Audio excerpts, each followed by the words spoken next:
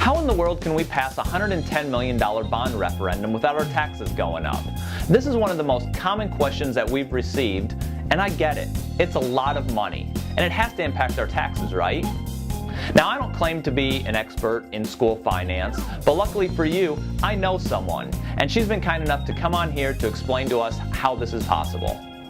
The district has known about the need for major improvements at the high school for some time and has developed a plan that would allow for a new high school without increasing the overall district tax rate.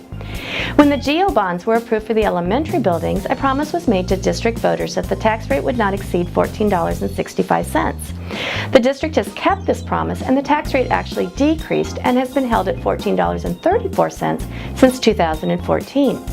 Due to property valuation increases, the district has been able to pre-levy property taxes on the elementary bonds.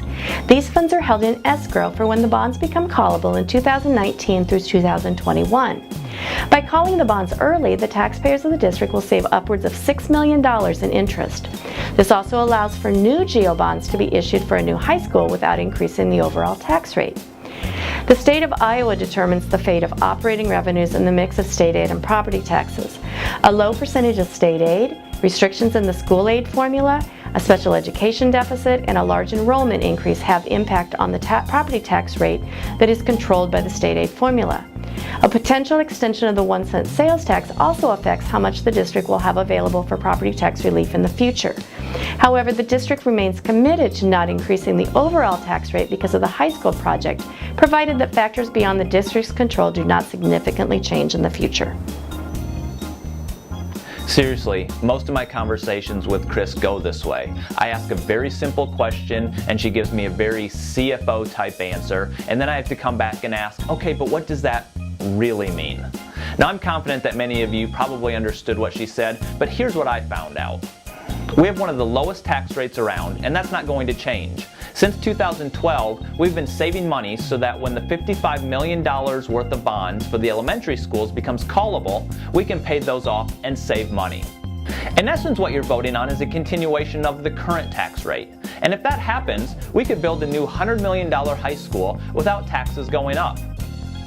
Another question that we often get is, won't our taxes go down if not approved?